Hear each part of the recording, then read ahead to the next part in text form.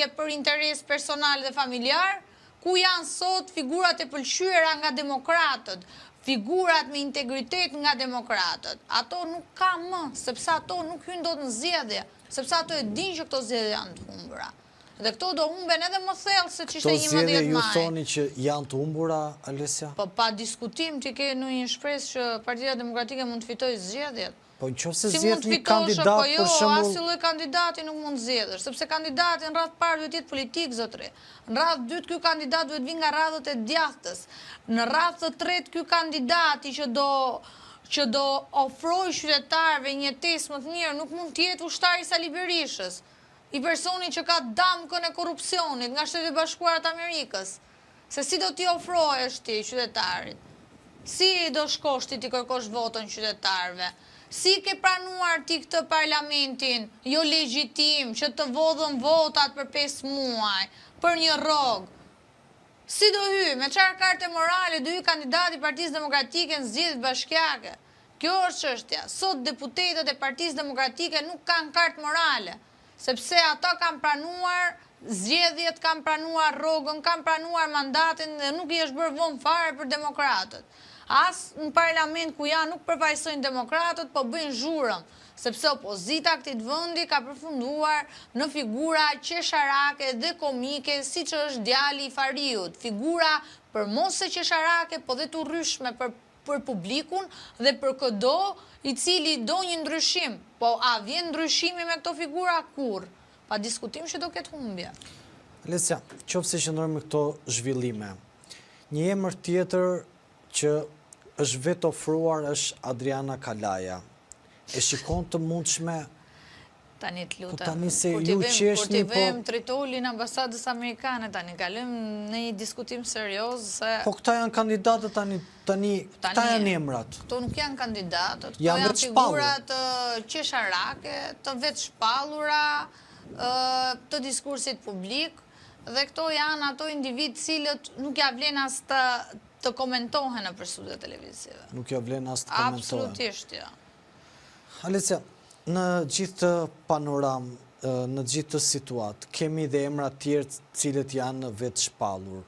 Ti e shikon në gjithë të situatë opozitën gati të pashprez, nuk shikon do një element që mund të dali, që mund të jeti pavarur. Nuk mund të ketë element përsa ko opozita nuk ka bërë analizën, përsa ko opozita nuk ka thirrur mbledhjen e Këshillit Kombëtar, përsa ko opozita nuk ka respektuar statutin që kryetari që humbet zgjedhjet duhet japi dorëshen, përsa ko nuk ka pasur një riformim Partisë Demokratike, por mbi të gjitha e shoh unë se që kur këtë fushat e drejton i madhërishmi Flamur Noka. Ai që thoshte do t'i vijera shtet mbas 11 majit. Që në drejtimin e Flamur Nokës, humbja është absolutisht e sigurt e Partisë Demokratike. Alesja, duhet jemi serios. Kjo parti është kryer një parti që i shërben interesave një grupit vogël klientelist familjes Berisha, të cilët do ta bëjnë pazarin e radhës në kurriz demokratëve thjesht dhe pastaj do dalin me deklaratën nena vodhën zgjedhjet, nuk hym zgjedhje me Ramën dhe nuk ka zgjedhje me Ramën kryeministër. Tani dua të ndalem në një pikë shumë të rëndësishme sot me që jemi tek debati politik. Ka dalë Sali Berisha në deklaratë publike, Edi Rama jep dorëshen, po ti mos zotri pse nuk e jep dorëshen mbas gjithë këtyre humbjeve. Ti mos zotri pse nuk e jep dorëshen kur ke damk si një i korruptuar nga Shtetet e Bashkuara të Amerikës, që të kërkosh dorëshen e tjetrit, duhet minimalisht t'i hapësh rrugën dhe t'i hapësh garën partisë tënde. Në këtë parti ka vdek gara, në këtë parti nuk ka meritokraci, në këtë parti ka vetëm urdhra të cilat vinë direktiva drejt për drejta nga klani familjar i Sali Berishës dhe qeni ti besnik Flamur Nokës.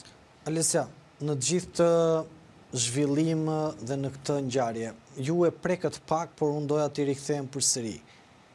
Pavarësisht rezultatit që ka marrë PD-ja në Tiranë, pavarësisht rezultatit që dhe sekretari i përgjithshëm Flamur Noka duhet të ketë përgjegjësinë e vet, Zoti Berisha e gradon përsëri me pushtet politik ku emrat do filtrohen prej ti, prej Belin Kolliçit dhe më pas do dorëzohen në zyrën. Ermal, ta thash në fillim që PD-ja nuk është e tensionuar, është e shtensionuar. PD-ja e di që do humbi, PD-ja e ka dhënë në tavolinë, PD-ja ka bërë pazarin e radhës, në kurris atyre demokratëve, e ka gati alibin e radhës, kështu që nuk ka që diskutohet këtu fare. Partia Demokratike sot nuk përfaqëson më demokratët, por përfaqëson vetëm interesat e ngushtë familjes Berisha. Është një keqardhje e madhe që eri përsëris dhe rithem, që Partia Demokratike tjetë alternativë me autoritet e besueshme për të votuar nga populli shqiptar, duhet pa diskutim të ndrojë leadershipin që ka 35 vite që e mban peng Partinë Demokratike të Shqipërisë. Pa u ndruar Berisha dhe pa ikur elita e vjetër e kësaj partie, nuk mund të ketë fitore kjo partie.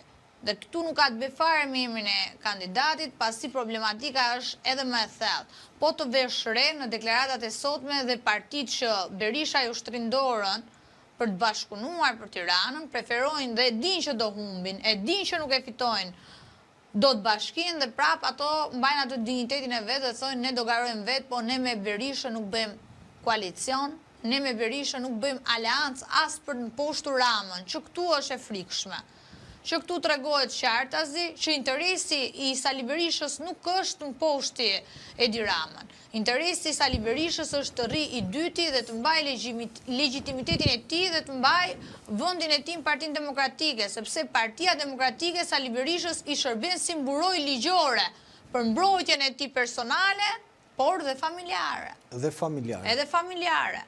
Kështu që në këtë kontekst, Sali Berisha nuk e ka luftën me Ramën. Sali Berisha do bëj pazarin e radhës në kurriz të gjithë shqiptarëve dhe jo vetëm demokratëve, dhe shumë shpesh thonë është demokracia në rrezik, këtu është në rrezik opozita, se nuk ka opozit. Është opozita në rrezik. Këtu është opozita në një kapje të madhe nga një klan klientelist dhe nuk e lën Shqipërinë të marrë frymë. Problemi më i madh që ka Shqipëria sot është mungesa e opozitës.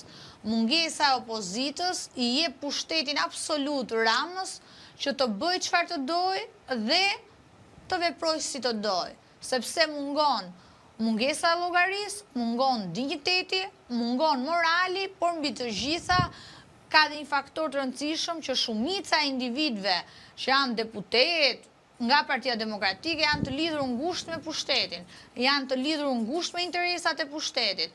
Ne shohim nusen e dikujt që qanë aty për ulësiun, nga ana tjetër, këte i shanë qeverin. Po si mund shash të qeverin? Të opozitës qanë për ulësiun dhe shanë Ramën? Kur ti e ke gruan të punësuar, unë këtu i referojmë deklaratave të zonjës Kryemadhi, por edhe sa kam parë në media, normalisht, kur ti e ke nusen të punësuar në Ministri Drejtësisë, nga ky hajduti nga narkoshteti, e këte në parlament bën deputetin, për opozitën kjo gjë nuk shkon. Shqiptarët nuk janë budallenja mal. Shqiptarët kuptojnë se ti o po e lufton regjimin o je i punësuar i regjimit. Apo ja? Shumë e vërtet është kjo. Se në qofë se ti e lufton regjimin... Se në qofë se regjim s'mund të kesh njerin në punësuar. Në qofë se po lufton në regjimin, narkoshteti, si që i thojnë këto Ramës, Krye Hajduti, atër pse nusja jote duhet i shërbej këtit narkoshteti dhe...